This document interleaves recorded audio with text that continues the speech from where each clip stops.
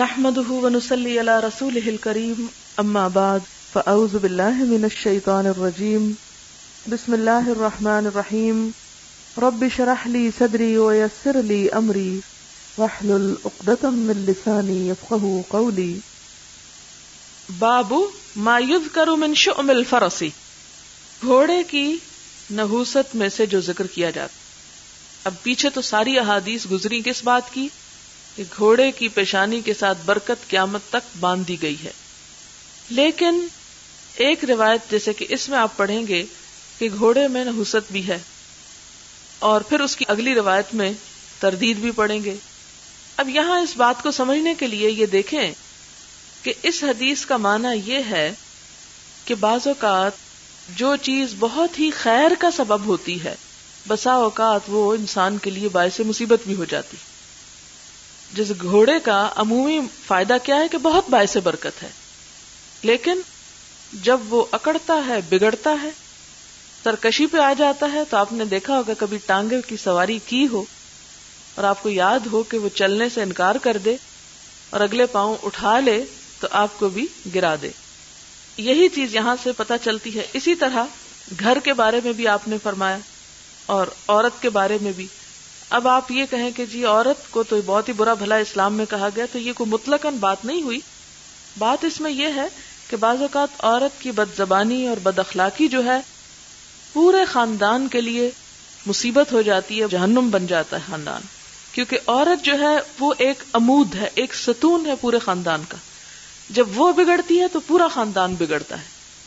اسی طرح گھر، بسا اوقات گھر جو ہے اس کا تنگ ہونا یا ہمسایوں کا برا ہونا یا ایسی زمین پر ہونا کہ جہاں کا پانی کھارا ہو، تو وہ انسان کے لیے نحوستوں کا سبب بن جاتا ہے.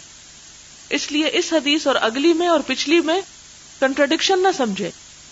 یہ ایک خاص کانٹیکسٹ میں بات کہی گئی ہے کہ یہ چیزیں آپ دیکھیں کہ جیسے عورت کے بارے میں کیا فرمایا گیا. آپ صلی اللہ علیہ وسلم نے فرمایا حبب الی من دنیاکم الطیب والمرأۃ، کہ میرے لیے تمہاری دنیا میں دو چیزوں کے لیے اٹریکشن ہے یا مجھے بہت پسند ہے، یعنی جن کو آپ نے اپریشیٹ کیا، ایک خوشبو اور ایک عورت. یعنی عورت کی خوبی یہاں بیان کی گئی کہ عورت کوئی حقیر چیز نہیں، بری چیز نہیں، بلکہ آپ صلی اللہ علیہ وسلم نے عورت کو عورت ہونے کی حیثیت سے بہت عزیز سمجھا. لیکن جب عورت بگڑتی ہے تو پورا معاشرہ بگڑ جاتا ہے. اور یہی وجہ ہے کہ دور جدید کے بڑے بڑے چیلنجز میں سے اور بڑے بڑے فتنوں میں سے ایک فتنہ یہ ہے عورت کے اندر بگاڑ پیدا کر دیا جائے. جب تک عورت مضبوط کردار کی مالک ہوتی ہے تو برائی پھیل نہیں سکتی، خاندانی نظام کو نقصان نہیں پہنچتا. لیکن جہاں عورت ڈھیلی پڑ جاتی ہے اور عورت غلط کام کا شکار ہو جاتی ہے تو وہاں پر پھر بگاڑ ہی بگاڑ آ جاتے. اب دیکھیں کہ مغرب میں جو ناجائز ولادتیں ہیں وہ کون جنم دے رہی ہے؟ عورت جنم دے رہی ہے. اور اگر عورت ریفیوز کر دے تو مرد کی جرت نہیں. یعنی مرد تنہا کتنا بگاڑ کر سکتا ہے، کیا کر سکتا ہے؟ تو وہ کی تو عورت کے ہاتھ میں ہے. لیکن جب وہ بگڑ جاتی ہے تو پھر فساد اور انتشار پھیلتا ہے. باب ما یذکر من بعض، ٹھیک، یعنی بعض جو ہیں وہ منحوس ہوتے ہیں.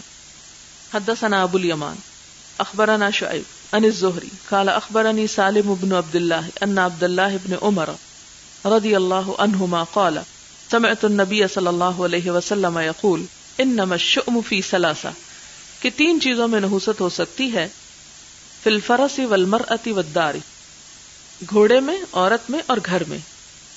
حدثنا عبداللہ بن مسلمۃ عن مالک عن ابی حازم ابن دینار عن سہل بن سعد الساعدی رضی اللہ عنہ ان رسول اللہ صلی اللہ علیہ وسلم قال، دوسری روایت کے الفاظ کچھ یوں ہیں، ان کان فی شیء، کہ اگر کسی چیز میں نحوست ہو سکتی ہے، ففی المرأة والفرس والمسکن، تو تین چیزوں میں، گھوڑے، عورت اور گھر میں اگر ہو سکتی. یعنی یہ نہیں کہ نعوذ باللہ ہر عورت اور ہر گھوڑے اور ہر گھر میں ہے، یعنی اگر ہو تو یہ ان تین چیزوں کے اندر اس کی اثر پذیری ہوتی ہے، یا یہ تین چیزیں جو ہیں اس سے متاثر ہوتی ہیں. اسی طرح ایک اور حدیث میں آتا ہے کہ حضرت ابو ہریرہ یہ حدیث بیان کر رہے تھے کہ تین چیزوں میں نحوست ہوتی ہے، تو حضرت عائشہ بہت غصے میں آئیں، کہنے لگی حضور صلی اللہ علیہ وسلم نے ایسا نہیں فرمایا، آپ نے جاہلیت والوں کا خیال رد فرمایا، وہ ان چیزوں میں نحوست کے قائل تھے۔ تو اس میں یہ ہے کہ یہ پھر حضرت عائشہ نے مزید اس کی وضاحت کی کہ حضور صلی اللہ علیہ وسلم نے تو کہا کہ اگر ہو اور وہ جاہلیت والوں کی بات کر رہے تھے اور تم نے ہم میں یہ نحوست کی بات کر دی۔ اس سے بھی آپ دیکھیں کہ اس دور میں بھی خواتین نے ایک بات کو سن کر اس میں اگر کوئی چیز ان کے حقوق یا ان کی سینکٹیٹی کے خلاف جاتی تھی تو اس میں اپنی رائے کا اظہار کیا، اور اسے صحابہ کی ایک جماعت جو ہے وہ حضرت عائشہ ہی کی بات کو قبول کرتی ہے۔ لیکن بہرحال اس میں ایک بات یاد رکھیے کہ اسلام کسی بھی دن، جگہ یا چیز کو بذات خود فی نفس ہی منحوس نہیں کہتا کہ وہاں سے برائی شروع ہوتی، یہ نہیں مطلب۔ یعنی نحوست کا کیا مطلب اگر ہم سمجھے کہ اس پانی میں مثلا نعوذ باللہ ہم کہیں کہ نحوست ہے، تو اس کا کیا مطلب ہوگا کہ اس پانی کے ہاتھ میں نفع یا نقصان ہے، اس معنی میں ہرگز نہیں یہ بات۔ یہ کس معنی میں ہے کہ اگر اس میں کوئی چیز ایسی چلی جائے تو جو فساد اس سے ہوگا پھر وہ کسی اور چیز سے نہیں ہوگا، یعنی وہ بہت زیادہ سبب ہے بگاڑ کا، صرف اتنا معنی۔ اب جیسے قرآن پاک میں آتا نا کہ ان پر عذاب آیا فی ایام نحسات، اور اس وقت آپ کو تفسیر میں نے بتایا تھا نا کہ منحوس دن کا تصور نہیں ہے، بلکہ ان لوگوں نے اعمال ایسے کیے کہ جس اعمال کا وبال ان پہ اس دن آیا اور وہ دن ان کے لیے منحوس بن گیا، ان کے لیے ضرر کا سبب بن گیا۔ اسی طرح یہ چیزیں جہاں بہت فائدے کی ہیں، آپ دیکھیں جیسے ایک آیت پہلے بھی آپ پڑھ چکے ہیں، زُيِّنَ لِلنَّاسِ حُبُّ الشَّهَوَاتِ مِنَ النِّسَاءِ وَالْبَنِينَ وَالْقَنَاطِيرِ الْمُقَنطَرَةِ، اور اسی میں پھر کیا آتا ہے وَالْخَيْلِ الْمُسَوَّمَةِ۔ اب وہاں بھی یہ تین چیزیں خاص طور پر ان کا ذکر ملتا ہے، یعنی زمینوں کا بھی ذکر ملتا ہے۔ تو انسان کی زندگی میں تین چیزیں بڑی اہمیت رکھتی ہیں، بیوی، سواری اور گھر، اور ان تین چیزوں پر ہی لوگ فخر کرتے ہیں، اور ان تین چیزوں سے سٹیٹس بنتا ہے۔ اگر یہ تین چیزیں جو ہیں ان کے اندر کوئی بگاڑ پیدا ہو جائے تو انسان کی ساری خوشیوں پر پانی پھر جاتا ہے۔ اچھا، نحوست کے ساتھ لکھ لیجئے، نحوست یعنی عدم موافقت، ایک معنی یہ بھی ہوتا ہے، یعنی وہ چیز اس کو راس نہیں آتی، موافق نہیں آتی۔ مثلا طبیعتوں یا مزاجوں کا باہم نہ ملنا، اب اس سے کیا ہوا کہ مزاج نہیں ملتا، اس سے وہ بگاڑ شروع ہوتا ہے کہ جو کہیں رکنے کو آتا نہیں۔ اسی طرح آپ نے دیکھا ہوگا کہ بعض کو سرکش گھوڑے کچھ اور لوگ ان کو سدھا لیتے ہیں، ان کے ہاتھوں سے وہ درست ہو جاتے ہیں۔ اسی طرح کچھ زمینیں بے آباد ہیں یا گھر بے آباد ہوں تو کچھ اور لوگ ان کو آباد کر لیتے ہیں۔ بعض اوقات یہ ہوتا ہے کہ بعض لوگوں کے اعمال کی وجہ سے بھی بعض چیزیں جو ہیں ان کو راس نہیں آتی۔ ایک تیسری بات یہ بھی نوٹ کر لیجئے کہ جیسے وہ دن ایام النحسات کا تصور کیا تھا کہ وہ جو دن تھا ان کو راس نہ آیا، کیوں نہ آیا، کیا وجہ تھی؟ بدعمالی کی وجہ سے، ان کے اعمال کی وجہ سے ان کو راس نہ آیا۔ وہ دن ان کے لیے مصیبت اور قیامت بن کے گزرا، باقی دنیا والوں کے لیے تو نہیں بنا، انہی کے لیے بنا جو برے لوگ تھے۔ اسی طرح بعض اوقات انسان کے ایک طرح سے گناہوں کی سزا کے طور پر یا بدعمالیوں کے نتیجے میں کچھ چیزیں جو دوسروں کے لیے خیر کا سبب ہوتی ہیں اس کے لیے وہ خیر کا سبب نہیں رہتی۔ اب دیکھیں بعض اوقات کوئی شخص ایک چلتا بزنس لیتا ہے اور بہت اچھا چل رہا ہوتا کیا ہے کسی دوسرے کے ہاتھ میں آتا ہے اور وہی چیز اس کے لیے بیکار ہو جاتی ہے۔ کہانی آپ نے سنی ہوگی، چلے آج ہم کہانی سنتے سناتے۔ ایک بادشاہ کہیں سفر کر رہا تھا، شیخ سعدی نے یہ کہانی لکھی ہے، مجھے اب ریفرنس یاد نہیں لیکن کہانی اپنی جگہ موجود ہے۔ تو وہ سفر کر رہا تھا، تو سفر کرتے کرتے راستے میں اس کی ملاقات ایک جگہ پر ایک چرواہے سے ہوئی یا کسی شخص سے ہوئی جس کے پاس سوکھی پتلی سی بکری تھی۔ بادشاہ نے رک کر پوچھا کہ کیا یہ بکری دودھ دیتی ہے؟ تو اس نے کہا ہاں دیتی ہے۔ کہا یہ بکری دودھ دیتی؟ اس نے کہا بالکل دیتی۔ اس نے کہا اچھا پلاؤ مجھے۔ اس نے دودھ دوہا تو بہت سا دودھ نکل آیا۔ بادشاہ بڑا حیران ہوا کہ یہ تو بڑی عمدہ بکری ہے۔ پھر اس کے بعد بادشاہ نے سوچا کہ اتنی عمدہ بکری اس شخص کے پاس نہیں رہنی چاہیے، مجھے لے جانی چاہیے۔ اس کے بعد اس نے دوبارہ اس کو کہا کہ مجھے اس بکری کا اور دودھ نکال کر دو، یعنی یہ دوسرے ٹائم کی بات ہے، ذرا ایک وقت میں تو ایک دفعہ ہی نکلتا نا، پھر دوسری دفعہ یعنی دوسرے سیکنڈ ٹائم جب وہ دوبارہ نکالنے لگا تو بکری نے تھوڑا سا دودھ دیا، تو وہ شخص بھی بڑا پریشان ہوا، اور وہ بادشاہ بھی کہنے لگا کہ کیا ہوا؟ تو وہ جس کی بکری تھی وہ کہنے لگا کہ جب کسی ملک کے سربراہوں کی، بادشاہوں کی نیتیں خراب ہو جائیں تو چیزوں میں سے برکت اٹھ جاتی، اور چرواہے کو یہ نہیں پتا تھا کہ یہ بادشاہ ہے، وہ صرف ویسے ایک طرز عمل اور نیت کی بات کرا، تو بادشاہ اپنے دل میں بہت شرمندہ ہوا کہ واقعی نیت میں تو اس کے فطور آیا تھا کہ یہ بکری میں گھر لے جاؤں گا، یعنی لالچ آ گئی، وہ اس حرکت پہ اپنی بہت شرمندہ ہوا اور اس نے توبہ کی۔ تو عموماً یہ بھی ہوتا ہے کہ بعض اوقات نیتوں کی خرابی کی وجہ سے، نیتوں کے فطور کی وجہ سے، لالچ کی وجہ سے، حرص کی وجہ سے چیزوں کے اندر سے برکت اٹھ جاتی۔ آپ نے وہ حکیم بن حزام کی حدیث سنی جس میں آپ صلی اللہ علیہ وسلم نے کیا فرمایا تھا کہ مال بڑی میٹھی چیز ہے، جو اسے دل کی قناعت سے لیتا ہے بورے کا لہو فی، اس کے لیے اس میں برکت ڈال دی جاتی، لیکن جو اس کو دل کے لالچ سے لیتا ہے اس کا پیٹ اس سے کبھی نہیں بھرتا۔ اسی طرح آپ دیکھیں کہ اگر کھانا رکھا ہوا ہے اور آپ کو یہ فکر ہے کہ پتہ نہیں اس میں میرا حصہ کتنا اور میں کھاؤں گا یا نہیں، یا دوسرے تو نہیں کھا رہے، اور آپ جھٹ پٹ کھانا شروع کر دیں، یا دوسروں کا حصہ، کیا ہوگا؟ اس میں برکت نہیں ہوگی۔ آپ نے دیکھا ہوگا کہ بعض اوقات آپ بچوں کو کوئی چیز دیتے ہیں اور اس پہ ان کی حرص اور لالچ ہوتی ہے، کسی کا بھی پیٹ نہیں بھرتا، لیکن اگر آپ تربیت کے ساتھ وہ لالچ ان کے دل سے نکال دیں تو آپ دیکھیں تھوڑی چیز بھی آپ کے گھر میں کافی ہوگی۔ اور میں نے اس کا ذاتی زندگی میں تجربہ اور مشاہدہ کیا کہ چیز ختم ہونے کا نام نہیں لیتی، اور وہ کس وقت جس چیز میں وہ لالچ اور حرص نہیں ہوتی، لیکن جس چیز میں حرص آ جاتی، لالچ آ جاتی، اس چیز میں سے برکت ختم ہو جاتی۔ یہ اپنی زندگی کا ایک اصول بنا لے، توکل اور بھروسہ اللہ کی ذات پہ کریں، کسی مال، کسی مادیت، کسی چیز پر نہیں۔ جب آپ ایسا کریں گے تو انشاءاللہ آپ کی چھوٹی سی کوشش بہت بابرکت ہو جائے گی، آپ کے پاس تھوڑے سے پیسے بہت بابرکت ہو جائیں گے۔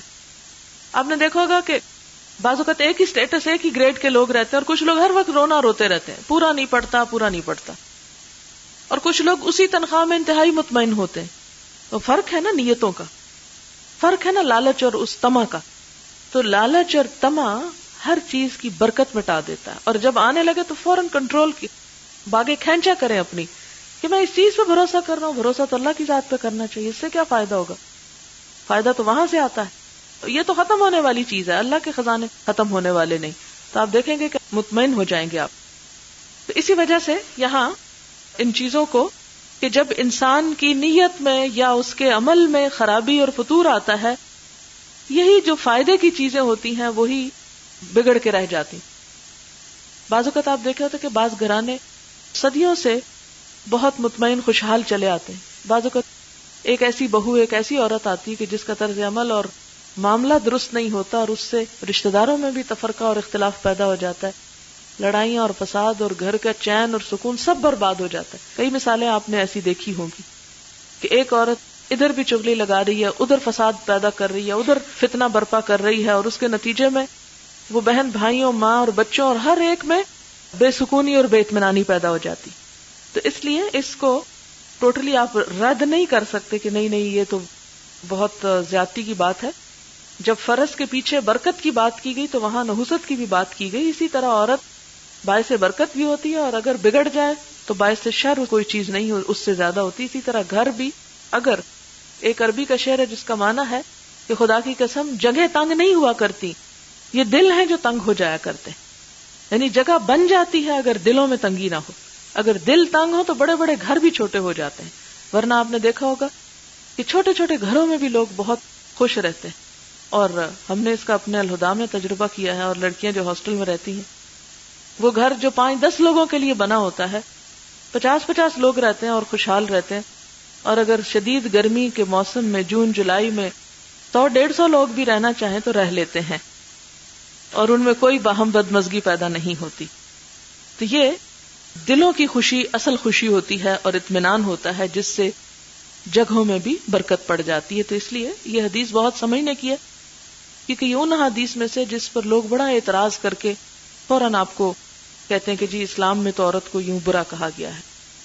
تو یہ مطلقاً کا لفظ سمجھتے ہیں نا آپ، کہ ایسے نہیں کہ صرف عورت ہونا ہی نحوست کا سبب ہے یا گھوڑا ہونا نحوست کا سبب ہے. دوسری حدیثوں میں دوسری بات بھی کی گئی ہے. باب الخیل لثلاثۃ، گھوڑے 3 طرح کے لوگوں کے لیے ہیں.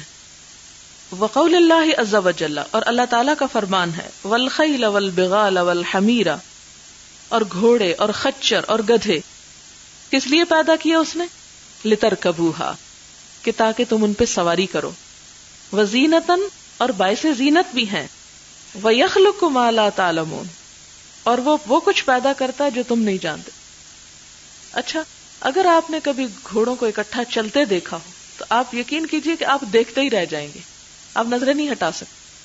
ان کا چلنا، ان کی چال میں ایک ایسا حسن ہوتا ہے، واقعی وہ اٹریکشن کا سبب ہوتا ہے. اور اسی لیے حضرت سلیمان علیہ السلام نے جب گھوڑے ان کے سامنے بہت زبردست قسم کے پیش کیے گئے، کیا کہا؟ انی احببت حب الخیر عن ذکر ربی، کہ میں اس مال کی محبت اپنے رب کی یاد کی وجہ سے اختیار کرتا ہوں. اور وہ کس لیے؟ کہ یہ گھوڑے مجھے جہاد میں کام آئیں گے.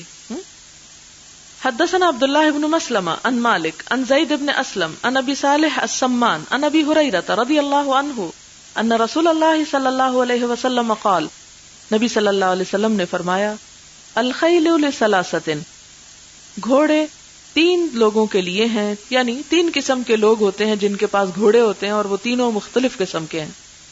لرجل اجر، ایک شخص ایسا ہوتا ہے جس کے لیے گھوڑا باعث اجر ہوتا ہے. ولرجل ستر، اور ایک شخص ایسا ہے جس کے لیے وہ ایک پردہ پوشی کا سبب ہے، یعنی اس کی ضرورت پوری کرتا ہے، یعنی نہ ثواب ہے نہ عذاب ہے، ضرورت کا ہے. وعلی رجل وزر، اور ایک شخص پر وہ بوجھ ہوتا ہے، یعنی اس کے لیے باعث عذاب ہے، گناہ کا سبب بنتا ہے. وزر گناہ کے بوجھ کو کہتے ہیں نا. فاما الذی لہ اجر، تو وہ شخص جس کے لیے گھوڑا اجر کا سبب ہے.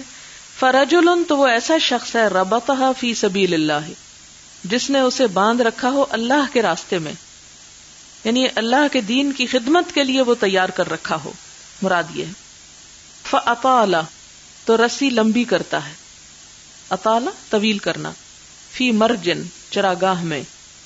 او روضۃ، یا کسی باغ میں، یعنی ان کو چراتا ہے.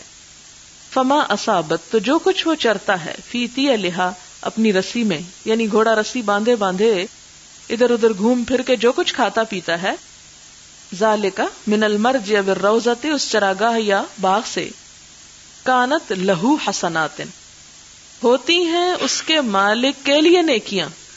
کھا گھوڑا رہا ہے لیکن نیکیاں کس کو مل رہی ہیں؟ مالک کو. اور پیچھے حدیث پڑھ چکے کہ وہ اس کے اعمال نامے میں جو کچھ وہ کھاتا ہے وہ بھی تولا جائے گا، جو پانی پیتا ہے وہ بھی تولا جائے گا، اور کھا پی کر جو پھر اس کا ویسٹ ہوتا ہے وہ بھی باعث اجر ہے اس کے لیے، کیونکہ اس کو بھی سنبھالنا پڑتا ہے نا، صفائی کرنی پڑتی ہے.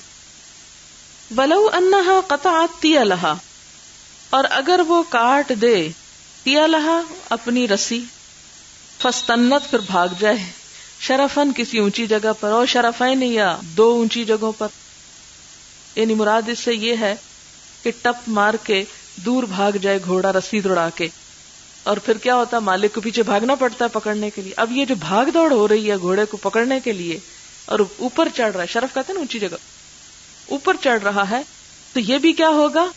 یہ بھی باعث اجر ہے. کانت ارواسھا و آثارھا، ارواس روس کی جمع ہے، اس کی لید جو ہے اور اس کے آثار قدم جو ہے، جتنی دور تک گھوڑا بھاگا اور اس کے پیچھے جتنا دور مالک کو بھاگنا پڑا، حسنات لہو، اتنے قدم اس کے لیے نیکیاں لکھ لی جائیں گی.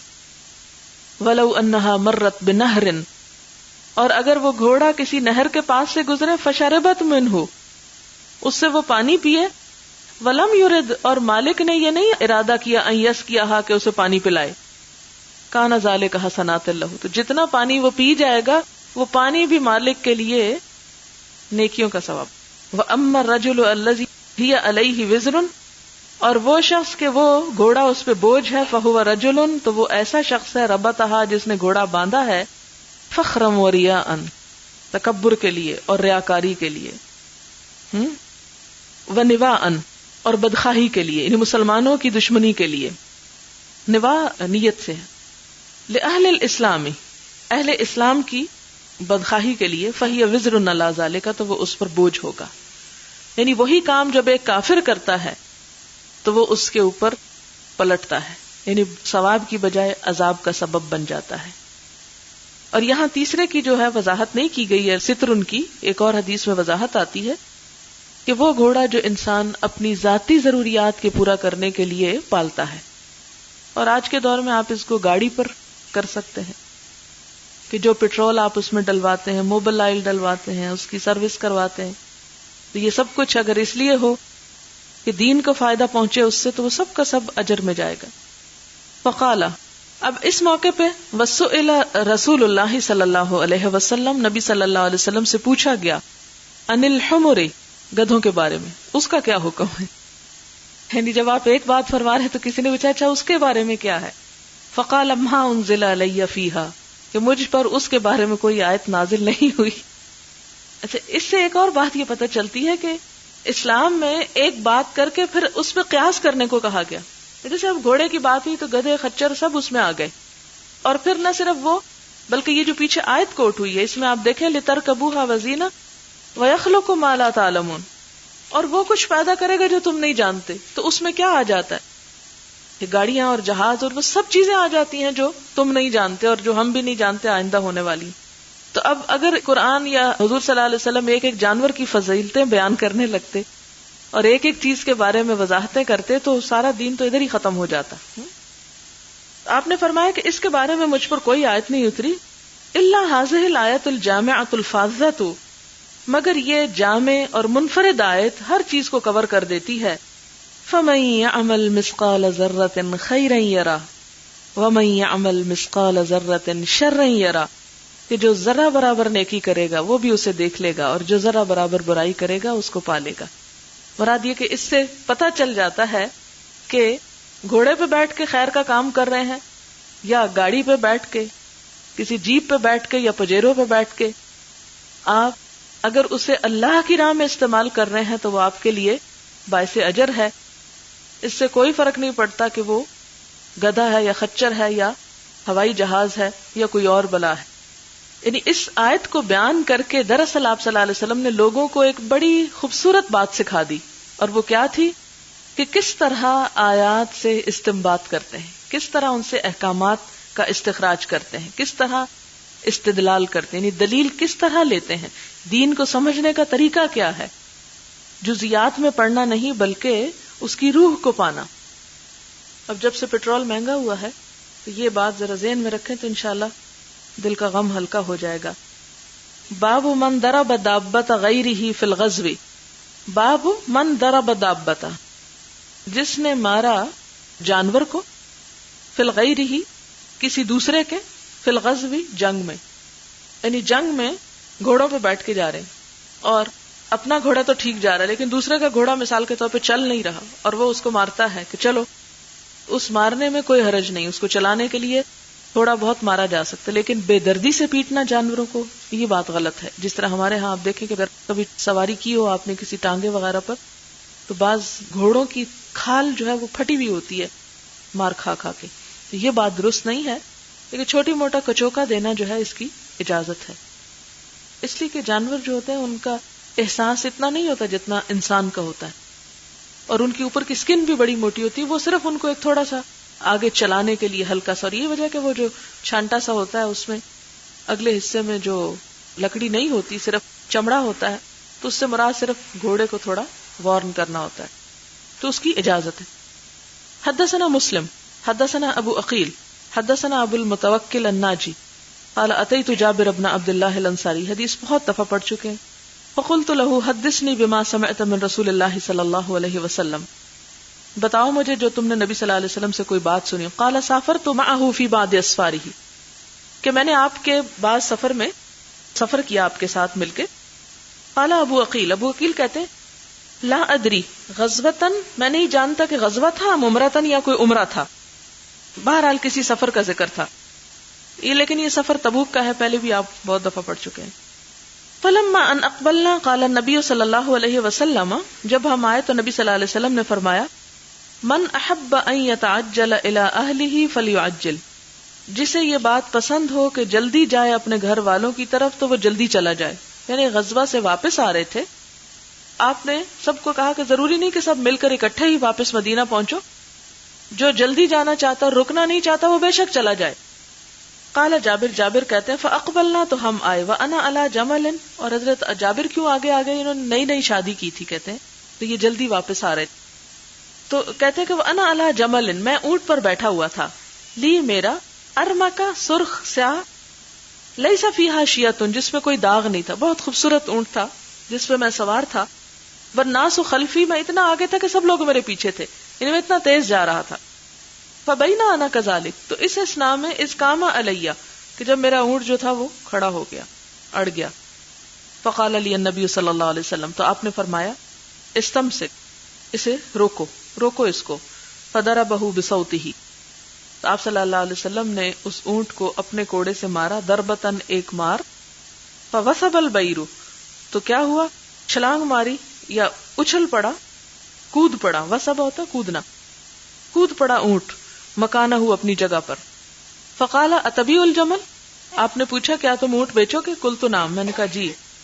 فلما قدمنا المدینہ، جب ہم مدینہ آئے، ودخل النبی صلی اللہ علیہ وسلم المسجد، اور آپ مسجد میں داخل ہوئے، فی طوائف اصحابی، اپنے صحابہ کے گروہ میں، یعنی ان کے ساتھ.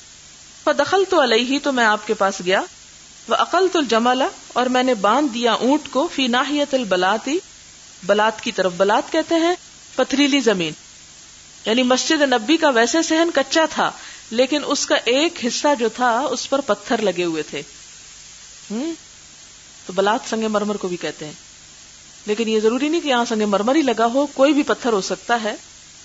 تو یعنی میں نے گھوڑا جو تھا کچی جگہ پہ نہیں باندھا. کہاں باندھا؟ پتھریلی جگہ پہ جہاں پتھر لگے ہوئے تھے فرش پہ. فقلت له هذا جملک، میں نے آپ سے کہہ دیا کہ یہ اب آپ کا اونٹ ہے. فخرج، تو آپ نکلے. فجعل یطیف، چکر لگانے لگے، بالجمل، اونٹ کے آس پاس، طواف سے ہے یطیف. ویقول الجمل جملنا، اور آپ کہہ رہے تھے یہ اونٹ ہمارا اونٹ ہے، یہ اونٹ ہمارا اونٹ ہے.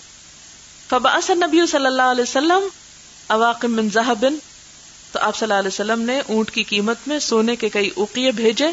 فقال اعطوها جابرا، فرمایا کہ اس کو بھی جابر کو دے دو، یعنی اس قیمت کو جابر کو دے دو. ثم قال استوفیت الثمن، پھر فرمایا کہ تم نے قیمت پوری لے لی، پوری ہو گئی قیمت، یعنی اس کا پورا معاوضہ ہو گیا. قلت نعم، میں نے کہا جی ہاں. قال الثمن والجمل لک، فرمایا قیمت بھی تیری اور اونٹ بھی تیرا، جاؤ. باب الرکوب علی الدابۃ الصعبۃ، سرکش جانور پر بیٹھنا. والفحولۃ، اور نر، فحل کہتے ہیں نر جانور. من الخیل، اونٹ میں سے. وقال راشد بن سعد، راشد بن سعد کہتے کان السلف، سلف جو تھے، یستحبون، ترجیح دیتے تھے، الفحولۃ، نر گھوڑے کو، لانہا، کیونکہ وہ اجرا، زیادہ تیز دوڑتا ہے. جری دوڑ کو کہتے ہیں نا، وہ اجسر اور زیادہ جسور ہوتا ہے، یعنی بہادر ہوتا ہے. لیکن یہ تھا کہ رات کے وقت جب شبخون کو مارنا ہوتا تھا تو مادہ گھوڑے استعمال کرتے تھے، یعنی اس کا چلنا نسبت مختلف ہوتا تھا، تو وہ چپکے سے جو جا کے حملہ کرنا ہوتا ہے. اور دن میں زیادہ تیز دوڑانے کے لیے نر گھوڑا.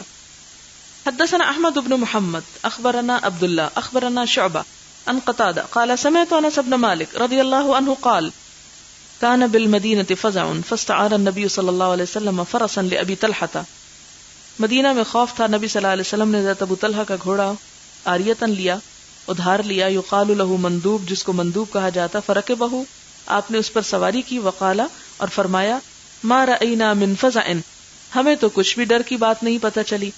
وَإِن وَجَدْنَاهُ لَبَحْرًا، اور اس گھوڑے کو تو ہم نے سمندر کی طرح پایا.